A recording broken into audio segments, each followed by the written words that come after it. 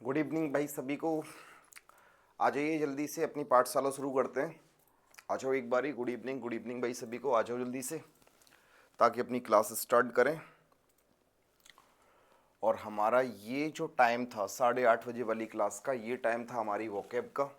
Vocab के अगर आपको याद हो तो मैं आपके लिए 55 वर्ड्स ऑलरेडी करा चुका हूँ। 55 वर्ड हमने ऑलरेडी कंप्लीट कर लिए हैं इसके। और आज जो हमारा वर्ड होगा वो वर्ड होगा आपका 56। आज जो हमारा वर्ड होगा बताइए वो कौन सा है? 56। आ जाइए एक बार जल्दी से, क्लास स्टार्ट करते हैं भाई अपनी। आ जाओ आ जाओ आ जाओ। एक बार जितने बच्चे आ रहे हैं वो एक बार सेशन को लाइक शेयर कर दें भाई सभी के सभी, ताकि एक बार सभी बच्चों को पता चल जाए कि हमारी क्लास स्टार्ट हो गई है। आ जाइए, अपनी कहानी को शुरू करते हैं, अपनी पाठशाला को शुरू करते हैं। और हमारा वर्ड है 56 आज के लिए आपकी स्क्रीन पे। और वर्ड है एक्कोलेट। वर्ड क्या है बताइए? एक्कोलेट। ये जो एक्कोलेट वर्ड है ना, इसका मतलब होता है सराहना, किसी की सराहना करना, किसी की तारीफ करना। एक्कोलेट, प्रशंसा करना, ये अपने आप में कहलाता है एक्कोलेट। ये एक्चुअल में अपने आप में एक वर्ब होती है। क्या होती है? वर्ब। किसी की सराहना करना, किसी की तारीफ करना, ये अपने आप में एक्कोलेट कहलाता है। अब बात ये आती है कि सर इस वर्ड को याद कैसे किया जाए। तो एक काम करो, इस वर्ड को याद करने के लिए ना, इस वर्ड को दो हिस्सों में तोड़ो। तोड़ दोगे? तोड़ दिया सर। एक तो बना है एक, और एक बना है ओलैड से बना दो औलाद। एक औलाद, एकोलेट एक औलाद, एकोलेट एक औलाद। अब एक बात बताइए, आपको पता है हमारी गवर्नमेंट ने चलाई रखा है हम दो हमारे दो, ये तो है ही है, इससे ज़्यादा तो बेकार है सर। लेकिन अगर किसी की एक ही औलाद है, मतलब एक ही बच्चा किया है, उसके बाद बच्चे किए ही नहीं, सर एक बच्चा है, तो एक बात बताइए, हर जगह उस इंसान की क्या होती है? सराहना होती है, हर जगह उसकी तारीफ होती है। एकोलेट एक औलाद, एकोलेट एक औलाद, एकोलेट एक ही औलाद। कि अगर किसी इंसान की एक ही औलाद है तो बताइए उस इंसान की लोग क्या करते हैं? सराहना करते हैं, तारीफ करते हैं, प्रशंसा करते हैं। एक ही औलाद है, देखो इसकी सराहना होगी, ठीक है।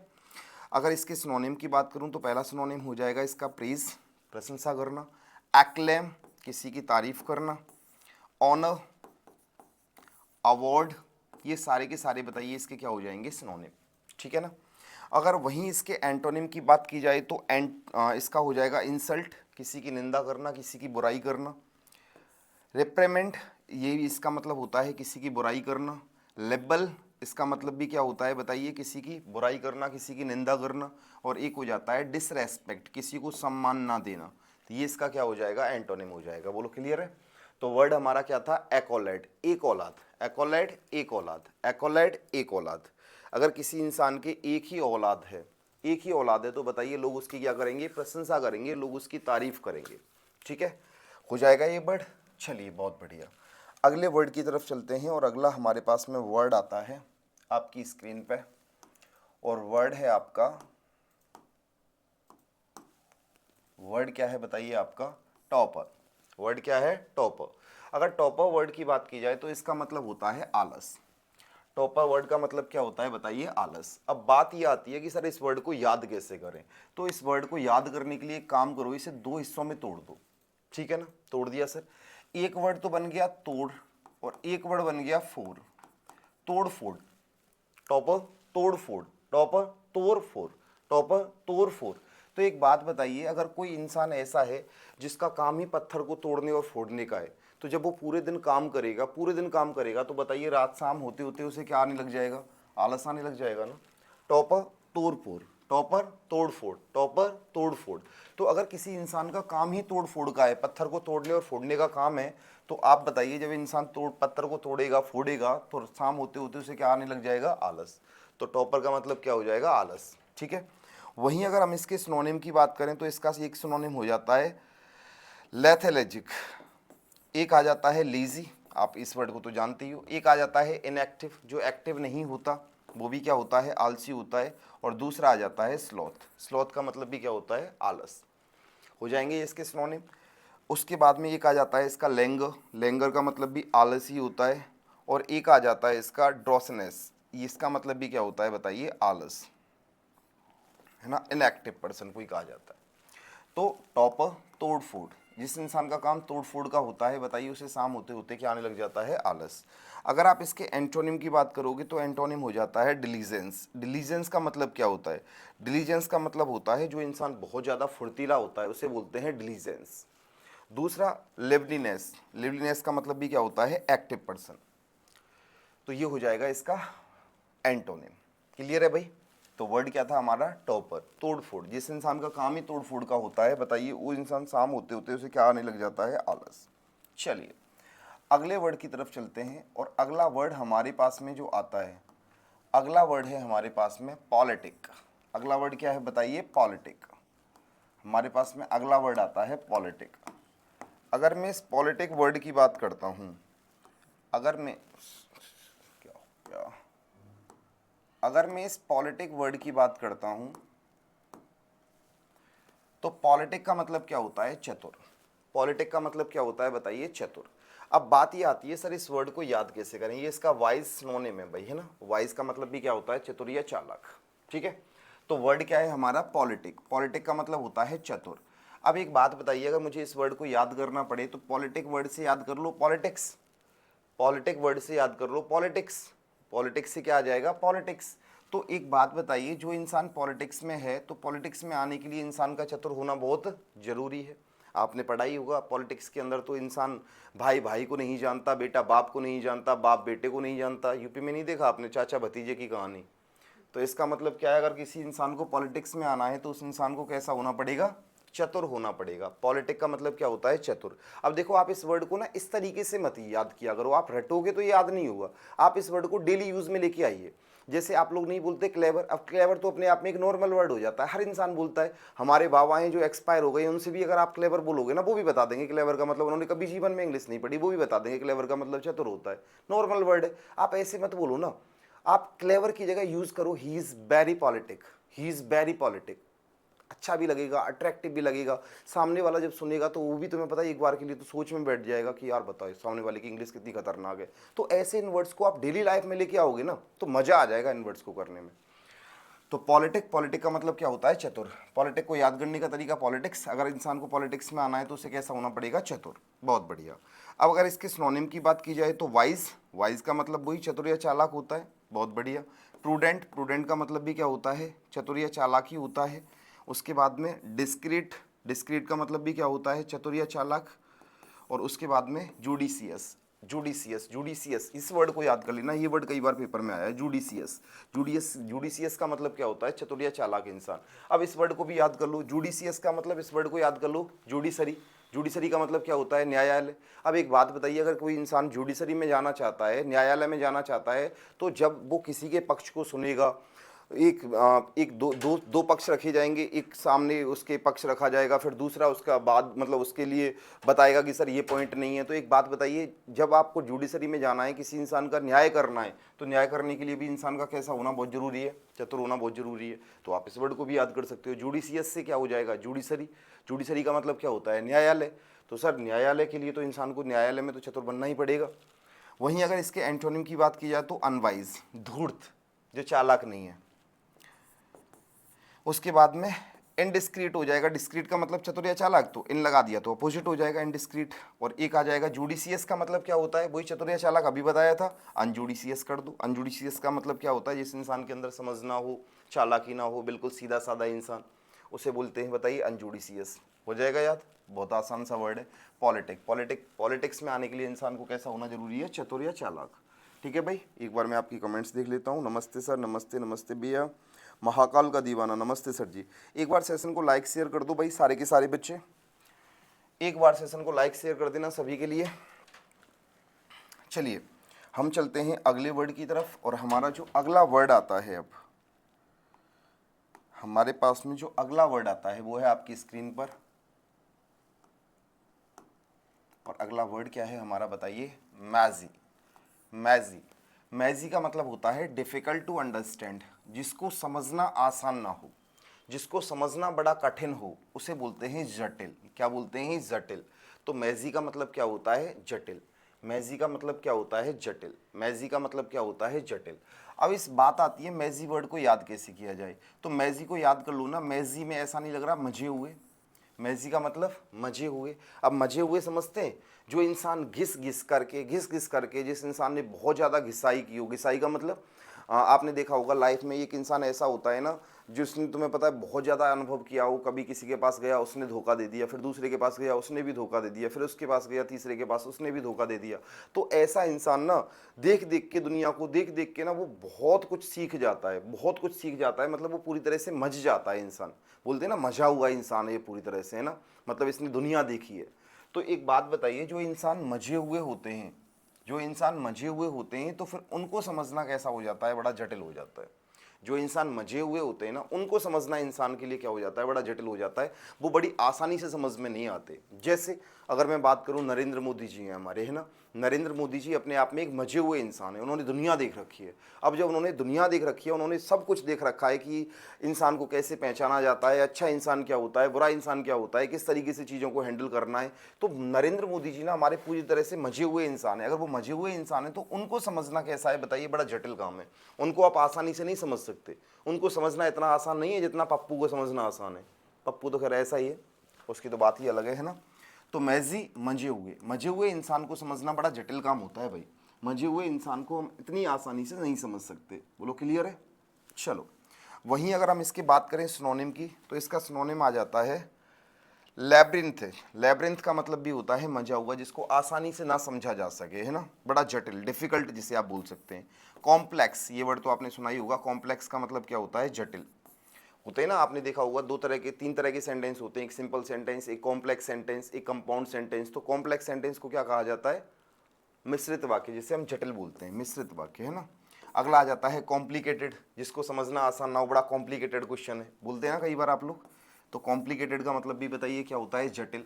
तो मैजी का मतलब होता है जटिल।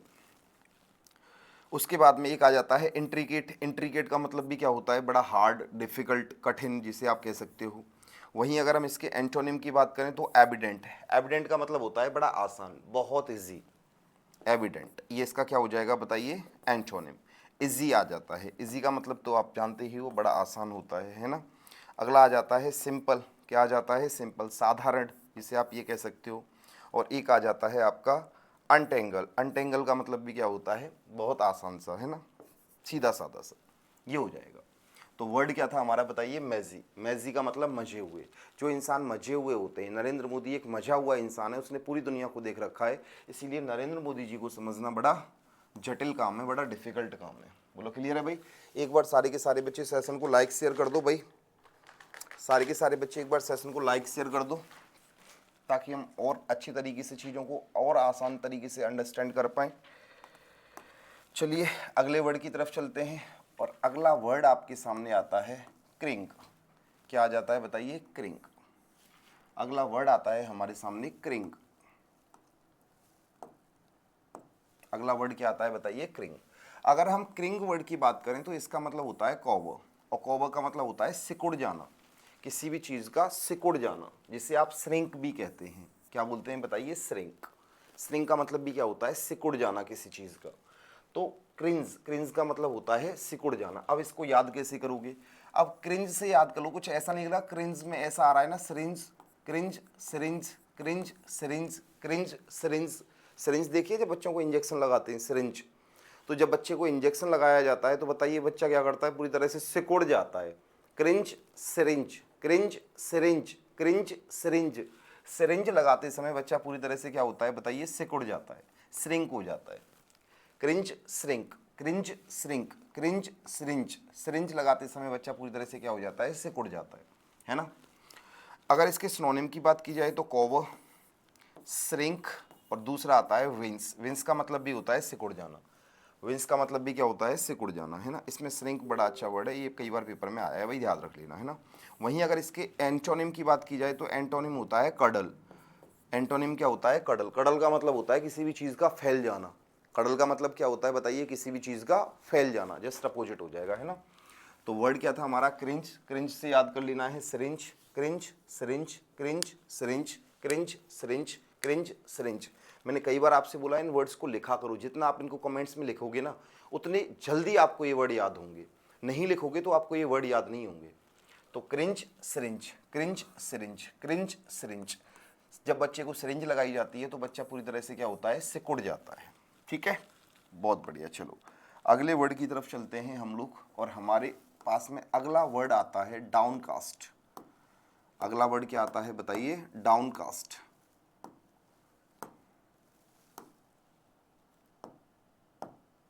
डाउनकास्ट अगला वर्ड है हमारे पास में, डाउनकास्ट। डाउनकास्ट का मतलब होता है दुखी। डाउनकास्ट का मतलब क्या होता है, दुखी। एक बात बताइए, अब बात आती है इस वर्ड को याद कैसे किया जाए, तो इसे दो हिस्सों में तोड़ दो। तोड़ दिया सर। डाउन का मतलब क्या होता है बताइए, नीचे, और कास्ट का मतलब क्या होता है, जाति। अब कोई इंसान है और वो नीची जाति का है, कैसा है, नीची जाति का। अब कहीं पे 10 लोग बैठे हुए हैं ना, और वहां आप उसे नीची जाति का बोल रहे हो, डाउन कास्ट। डाउन का मतलब नीचे और कास्ट का मतलब जाति। अगर आप किसी इंसान को नीची जाति का कह रहे हो 10 लोगों के बीच में, तो बताइए वो इस बात को सुन के क्या हो जाएगा, दुखी हो जाएगा। जब आप किसी से ये बोलोगे कि तू तो नीची जाति का है, तो बताइए फिर वो इंसान ये सुन के क्या हो जाएगा, दुखी हो जाएगा ना, उसकी इंसल्ट कर रहे हो आप उस सब लोगों के सामने। तो डाउन कास्ट, डाउन का मतलब नीचे और कास्ट का मतलब जाति। अगर आप किसी से ये कहोगे कि तू नीची जाति का है, तो बताइए वो सुन करके क्या हो जाएगा, इंसान दुखी हो जाएगा। बोलो क्लियर है, बहुत बढ़िया। वहीं अगर आप इसके सिनोनिम की बात करोगे तो डिजेक्टेड। डिजेक्टेड का मतलब भी क्या होता है, दुखी, हताश, निराश। डिप्रेस्ड, ये वर्ड तो आपने सुनी रखा होगा। डिप्रेस्ड का मतलब भी निराश या हताश ही होता है। सैड, सैड का मतलब भी क्या होता है बताइए, दुखी। अगला आता है डाउन हार्टेड। डाउन हार्टेड का मतलब भी क्या होता है, डाउन हर्ट। अब देखो, डाउन का मतलब नीचे और हर्ट का मतलब दिल। किसी का दिल आपने नीचे कर दिया, दिल का दिल बिठा दिया, इसका मतलब इंसान को आपने दुखी कर दिया। इस वर्ड को भी आप याद कर सकते हो। ग्लूमी, ग्लूमी का मतलब होता है निराशा। ये वर्ड इंपॉर्टेंट है भाई, इसको स्टार लगा रहा हूं मैं आपके लिए, याद कर लेना इस वर्ड को अच्छे से। ग्लूमी, ग्लूमी का मतलब भी क्या होता है, निराशा। सिनोनिम हो जाएगा इसका, बोलो क्लियर है। अनहैप्पी, अनहैप्पी वर्ड आपने पढ़ा ही होगा। और एक वर्ड ये है मेलनकली। मेलनकली का मतलब भी क्या होता है बताइए, निराश या हताश या दुखी होना। इस वर्ड को याद कर लेना अच्छे से, मेलनकली। मेलनकली का मतलब भी क्या होता है, निराश होना, दुखी होना, हताश होना। तो डाउन कास्ट, डाउन का मतलब नीचे और कास्ट का मतलब जाति। अगर आप किसी इंसान को नीची जाति का कहोगे, तो बताइए वो इंसान क्या हो जाएगा, दुखी हो जाएगा इस बात को सुन करके। वहीं अगर आप इसकी बात करोगे एंटोनिम की, तो डिलाइटेड। डिलाइट का मतलब होता है प्रसन्न होना, एंटोनिम हो जाएगा इसका। 4 हो गया, 5 हो गया, 6 हो गया, 7 हो गया, 8वां है आपका डिलाइटेड, एंटोनिम हो जाएगा ग्लीफुल। ग्लीफुल का मतलब भी खुश होना, प्रसन्न होना। चीयरफुल, चीयरफुल का मतलब भी क्या होता है बताइए, प्रसन्न होना। इलेटेड, इलेटेड का मतलब भी क्या होता है, प्रसन्न होना। हैप्पी का मतलब भी प्रसन्न होना। ग्लैड का मतलब भी खुश होना। जॉयफुल का मतलब भी खुश होना। और जॉयस का मतलब भी खुश होना या प्रसन्न होना। देखो, मैंने डाउन कास्ट के लिए आपको 15 वर्ड करा दिए, जिसमें से अप्रॉक्स आपके 7 वर्ड तो मैंने आपको सिनोनिम के करा दिए, और 7 या 8 वर्ड ही मैंने आपको एंटोनिम के करा दिए।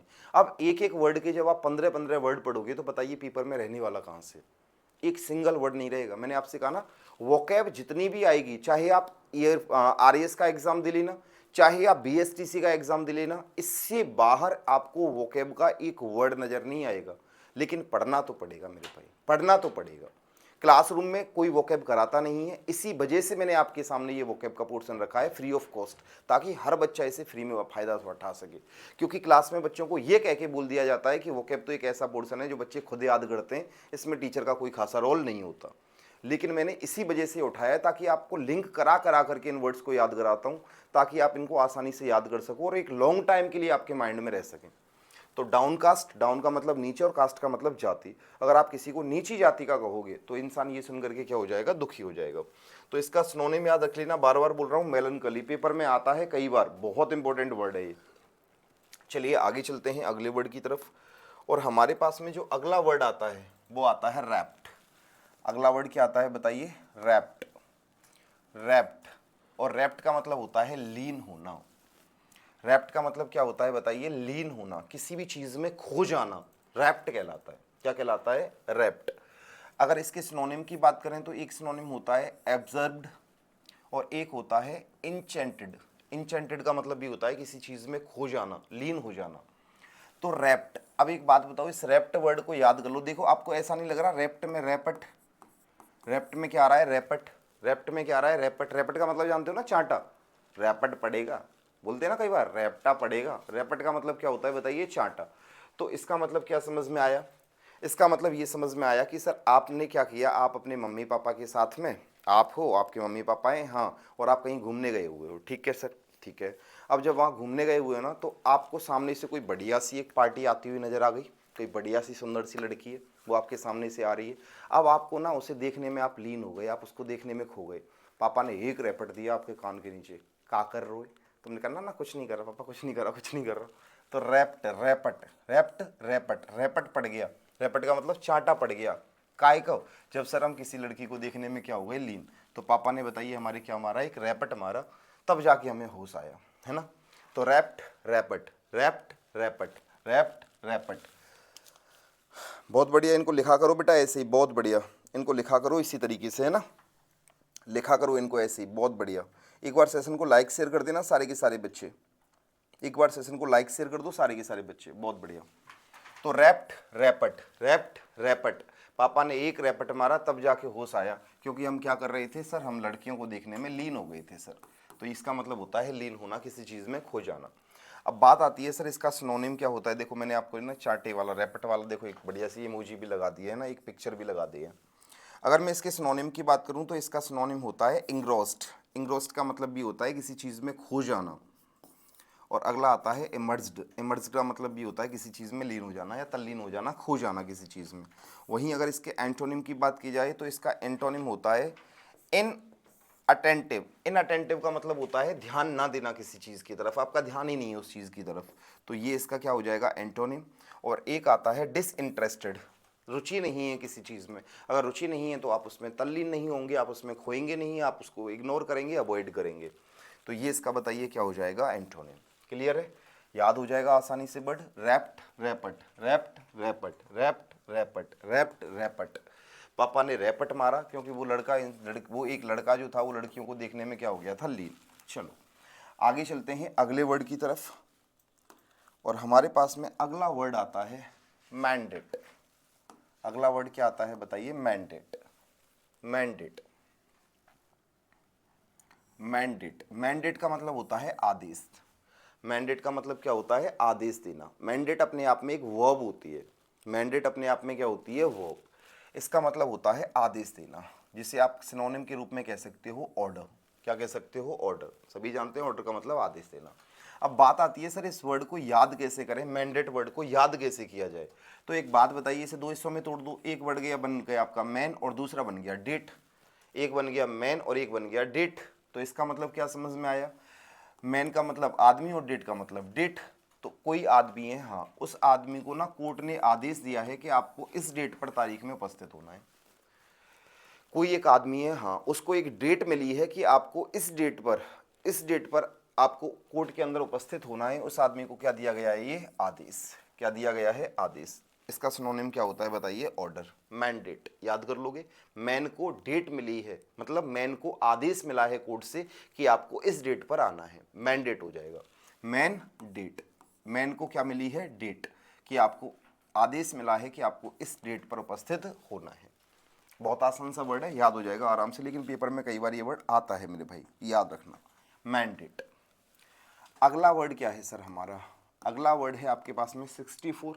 और ये जो वर्ड है ना, ये वर्ड है आपका मैल कॉन्टेंट। क्या है बताइए, मैल कंटेंट। मैल कंटेंट का मतलब होता है असंतुष्ट होना किसी से। मैल कंटेंट का मतलब क्या होता है, असंतुष्ट होना, किसी से सेटिस्फाई ना होना।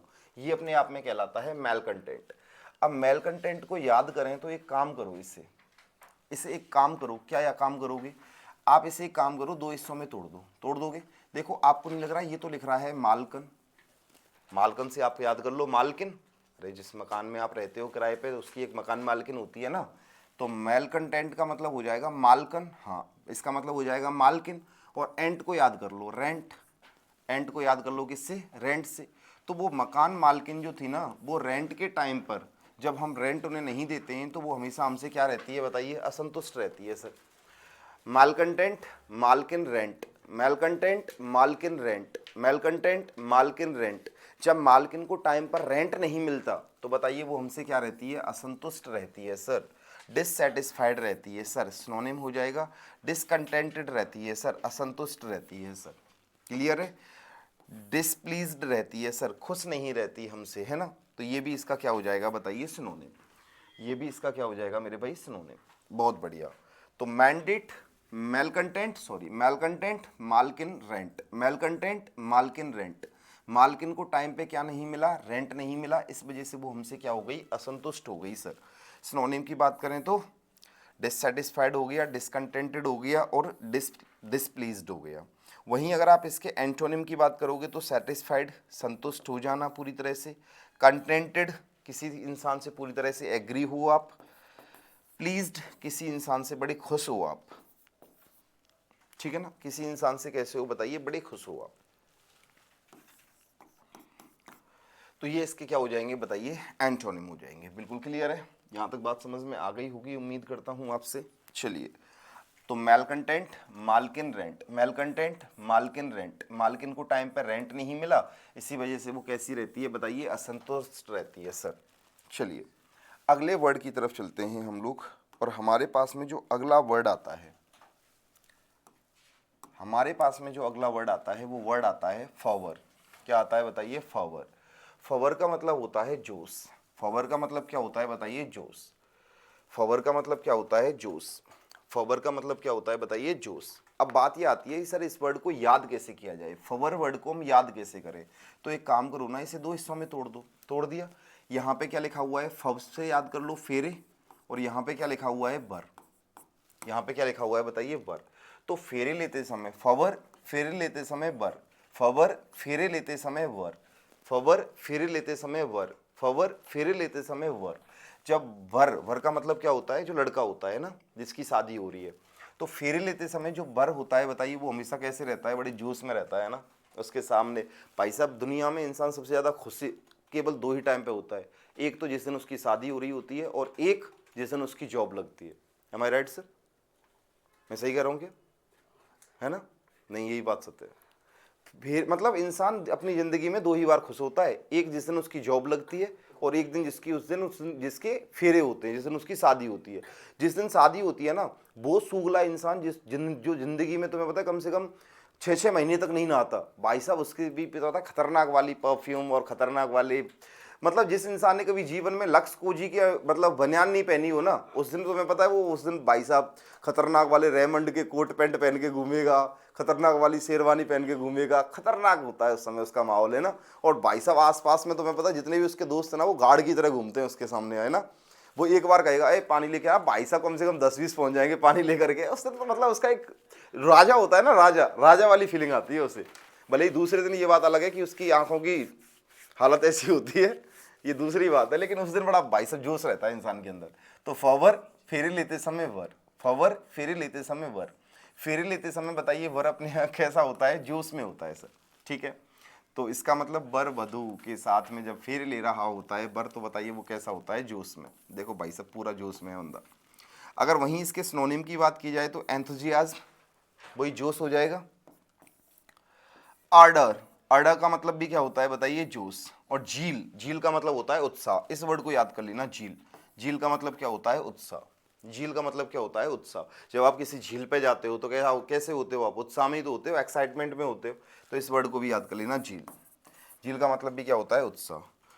और एक होता है इजियरनेस, इजियरनेस का मतलब भी क्या होता है, उत्साह, है ना। वहीं इसके एंटोनिम की बात की जाए तो डिस इंटरेस्ट, जिस चीज़ में रुचि ना हो वहाँ आप जोश नहीं दिखाओगे, ये इसका हो जाएगा क्या बताइए, 4 हो गए ना, 5वां। और एक हो जाएगा चिल। चिल का मतलब भी क्या होता है बताइए, जहाँ आप जोश में नहीं होते, बिल्कुल ठंडे पड़े होते हो ना, बिल्कुल भी कोई जोश नहीं दिखाते, उसे बोलते हैं चिल। क्या बोलते हैं बताइए, चिल, ठीक है। बहुत बढ़िया, चलो अगले वर्ड की तरफ चलते हैं, और हमारे पास में अगला जो वर्ड आता है, हमारे पास में अगला जो वर्ड आता है वो वर्ड है आपका एक्रेशन। अगला वर्ड क्या है बताइए, एक्रेशन। एक्रेशन का मतलब होता है इंक्रीज होना, किसी चीज की वृद्धि होना, वो अपने आप में कहलाता है एक्रेशन। क्या कहलाता है, एक्रेशन। अमेसमेंट इसका सिनोनिम होता है, एक्यूमुलेशन इसका सिनोनिम होता है, ठीक है। तो एक्रेशन, एक्रेशन, एक्रेशन का मतलब होता है किसी चीज में इंक्रीज होना, किसी चीज में वृद्धि होना, किसी चीज में वृद्धि होना, किसी चीज में इंक्रीज होना, ये अपने आप में क्या कहलाता है, एक्रेशन, ठीक है। बहुत बढ़िया। देखिए जैसे अगर मैं बात करूं एक्रेशन, तो एक काम करो, इसको याद करने के लिए ना इसे दो हिस्सों में तोड़ो। तोड़ दिया, हाँ। एक बना दो, एक और कृष्ण से बना दो कृष्ण, एक कृष्ण, अकृष्ण एक कृष्ण, अकृष्ण एक कृष्ण, अकृष्ण एक कृष्ण। एक कृष्ण भगवान ही थे जो महाभारत के युद्ध में अर्जुन के हौसले में क्या कर रहे थे, बार बार वृद्धि कर रहे थे। अकृष्ण एक कृष्ण, अकृष्ण एक कृष्ण, अकृष्ण एक कृष्ण, अकृष्ण एक कृष्ण। आपने देखा है ना महाभारत के युद्ध में जो अर्जुन था वो उसने अपने धनुष बाण रख दिए थे, उसने कहा कि मैं भाई युद्ध नहीं करूंगा, ये मेरे भाई हैं, ये मेरे चाचा हैं, ये मेरे ताऊ हैं, ये मेरे गुरु हैं, मैं इनके सामने धनुष नहीं उठा सकता, मैं इनके सामने युद्ध नहीं करूंगा। तो आपको याद होगा एक कृष्ण, अकृष्ण एक कृष्ण। एक कृष्ण भगवान ही थे जिन्होंने अर्जुन के हौसले में या अर्जुन के जोश में क्या की थी बताइए, वृद्धि की थी। उन्होंने ही फिर महाभारत का ज्ञान दिया था, उन्होंने उपदेश दिए थे कृष्ण को, है ना, और सॉरी अर्जुन को, कृष्ण भगवान ने, तब जाकर के वो युद्ध करने के लिए तैयार हुआ था। तो अकृष्ण एक कृष्ण, अकृष्ण एक कृष्ण, अकृष्ण एक कृष्ण। एक कृष्ण भगवान ही थे जिन्होंने महाभारत के युद्ध में अर्जुन के हौसले में क्या की थी बताइए, वृद्धि की थी, है ना। ये बैठे हुए हैं अर्जुन जी और ये बैठे हुए हैं कृष्ण भगवान, उपदेश दे रहे हैं ताकि इसके हौसले में क्या हो जाए, वृद्धि। अगर इसके सिनोनिम की बात की जाए तो एडिशन, जोड़ना किसी भी चीज़ को, ये भी तो वृद्धि करना ही हो जाएगा। उसके बाद में आता है ऑगमेंटेशन, इसका मतलब भी क्या होता है, वृद्धि करना किसी भी चीज़ को। इंक्रीज, बढ़ाना किसी भी चीज़ को। इनलार्जमेंट, लार्ज का मतलब होता है बढ़ाना, बड़ा करना, इनलार्जमेंट का मतलब भी वृद्धि करना होता है। उसके बाद में आता है अमेसमेंट, अमेसमेंट का मतलब भी किसी चीज़ को बढ़ाना ही होता है, पांचवा वर्ड हो जाएगा। और अगला आता है एक्यूमुलेशन, एक्यूमुलेशन का मतलब भी क्या होता है बताइए, किसी चीज़ को इंक्रीज करना, किसी चीज़ को बढ़ाना, ठीक है ना। चलिए अगर इसके एंटोनिम की बात की जाए तो डिस्क्रीज, किसी चीज़ को कम करना, घटाना, ये इसका क्या हो जाएगा, एंटोनिम हो जाएगा। और एक आता है डिडक्शन, डिडक्शन का मतलब भी क्या होता है, डिटेक्ट करना, कमी करना किसी चीज़ में, डिडक्शन कहलाता है। तो ये भी इसका क्या हो जाएगा बताइए, एंटोनिम। बोलो क्लियर है। चलिए आगे चलते हैं अगले वर्ड की तरफ, और जब हम अगले वर्ड की तरफ चलते हैं तो हमारा अगला वर्ड आता है आपके सामने 67। और 67 जो वर्ड है ना, ये है आपका ऑप्शन। क्या है बताइए, ऑप्शन, ऑप्शन, ऑप्शन, ऑप्शन। अगर ऑप्शन की बात करें तो इसका मतलब होता है अश्लील। ऑप्शन का मतलब क्या होता है, अश्लील। ऑप्शन, ऑप्शन का मतलब क्या होता है, अश्लील। अब एक बात बताइए, इसको याद करने के लिए इसे दो हिस्सों में तोड़ो, तोड़ दिया। अब ऑप से तो बना लो ऑब्जेक्शन, और सीन का मतलब आप जानते हो, सीन का मतलब दृश्य। Off scene, off scene, off से बना लो ऑब्जेक्शन और सीन से बना लो दृश्य। तो एक बात बताइए, सेंसर बोर्ड केवल उन्हीं दृश्यों पर आपत्ति होती है, उन्हीं को तो जो उन्हीं पर तो अपनी जो उनके पर अपनी आपत्ति दिखाता है बताइए। ऑब्जेक्शन का मतलब आपत्ति दिखाना और सीन का मतलब दृश्य। जो हमारा सेंसर्ड वर्ड होता है, आपने देखा होगा जो मूवी वगैरह होती है इनके लिए एक सेंसर बोर्ड होता है ना, जो इन पर काम करता है कि कौन सी मूवी है, उसमें किस तरह के दृश्य होने चाहिए, किस तरह के दृश्य नहीं होने चाहिए। तो आप मुझे बताइए, जो हमारा सेंसर बोर्ड होता है, सेंसर बोर्ड किस पर ऑब्जेक्शन लगाता है, केवल उन्हीं सीनों पर ऑब्जेक्शन लगाता है सर जो सीन अपने आप में कैसे होते हैं, अश्लील होते हैं। ऑफ सीन, ऑफ से ऑब्जेक्शन और सीन का मतलब दृश्य, केवल उन्हीं दृश्यों पर ऑब्जेक्शन किया जाता है जो अपने आप में कैसे होते हैं, अश्लील होते हैं। अगर इसके सिनोनिम की बात करोगे तो रिवल्ड हो जाएगा, रिवल्ड का मतलब होता है अश्लील। अगला आ जाएगा वल्गर, इस वर्ड को अच्छी तरीके से कर लेना, वल्गर का मतलब भी क्या होता है, अश्लील ही होता है। अगला वर्ड आता है वर्डी, वर्डी का मतलब भी क्या होता है, अश्लील। अगला आ जाता है इंडिसेंट, इंडिसेंट का मतलब जो डिसेंट नहीं हो, सही नहीं हो, जो अच्छा नहीं हो। अगला आता है लेड, लेड का मतलब भी अश्लील ही होता है। और अगला वर्ड आता है लेस्कीबियस, लेस्कीबियस का मतलब भी अश्लील या जो अच्छे नहीं है, देख नहीं सकते आप इनको अच्छे तरीके से। एंटोनिम की बात की जाए तो डिसेंट, डिसेंट का मतलब जो सही है, साफ है, स्पष्ट है, ये इसका एंटोनिम हो जाएगा। चेस्ट, चेस्ट का मतलब भी होता है जो बिल्कुल क्लियर हो, प्योर हो, सही हो, अच्छा हो, सुंदर हो और प्योर, ये भी अपने आप में क्या हो जाएगा, इसका एंटोनिम हो जाएगा। बोलो क्लियर है। Obscene, objection scene, obscene, objection scene, केवल उन्हीं सीनों पे ऑब्जेक्शन किया जाता है सेंसर बोर्ड के द्वारा जो अपने आप में कैसे होते हैं, अश्लील होते हैं, जो अपने आप में कैसे होते हैं बताइए, अश्लील। बोलो क्लियर है। चलिए अगले वर्ड की तरफ चलते हैं हम लोग, और हमारे पास में जो अगला वर्ड आता है वो अगला वर्ड आता है मेरे भाई हीड। अगला वर्ड हमारे पास में क्या आता है बताइए, हीड। अगर मैं इस हीड वर्ड की बात करूं तो इस हीड का मतलब होता है ध्यान देना। हीड का मतलब क्या होता है बताइए, ध्यान देना। और ध्यान देने के लिए आपको पता है एक हमारे पास में बड़ा ही प्यारा सा वर्ड होता है नोटिस। तो नोटिस इसका क्या हो जाता है, सिनोनिम। नोटिस इसका क्या हो जाएगा, सिनोनिम। हीड का मतलब होता है ध्यान देना। हीड का मतलब क्या होता है, ध्यान देना। अब एक बात बताइए, हीड को आप याद कर लो हेड से, हीड को याद कर लो हेड से, हीड को याद कर लो हेड से। और हेड का मतलब क्या होता है, हेड, वो देखा हो ना आपने, हेड मास्टर। हेड का मतलब होता है जो मुखिया होता है। तो आप एक बात बताइए, हम हमेशा किसकी बातों पर ध्यान देते हैं, अपने हेड की बातों पर। जो सर हमारा मुखिया होता है केवल उन्हीं की बातों पर ध्यान देते हैं, बाकी हमारे जूनियर वगैरह होते हैं उनकी बातों पर हम कभी ध्यान देते हैं क्या, नहीं sir. Heed head, heed head, heed head, heed head. Head का मतलब होता है मुखिया। तो जो हमारा हेड होता है हम केवल उसी की बातों पर ध्यान देते हैं, उन्हीं की बातों को नोटिस करते हैं, बाकी हम किसी की बात पर ध्यान नहीं देते। जैसे देखो इधर भी लोग बैठे हुए हैं, इधर भी लोग बैठे हुए हैं, ये इनका हेड है। जब ये इनका हेड है तो ये सारे के सारे, तुम्हें पता है जब ये बोलेगा ना, हाँ, तो इस पूरी के पूरे ये सारे के सारे सुनेंगे। लेकिन जब इनमें से कोई बोलेगा ना, तो इनमें से हो सकता है आराम से मस्त के साथ में सो रहे हो, कोई ध्यान ही ना दे इसकी बातों पर। हीड हेड, तो हमेशा बताइए हेड की बातों को सुना जाता है, केवल उसी की बातों पर ध्यान दिया जाता है, बाकी और किसी की बात पर ध्यान नहीं देते।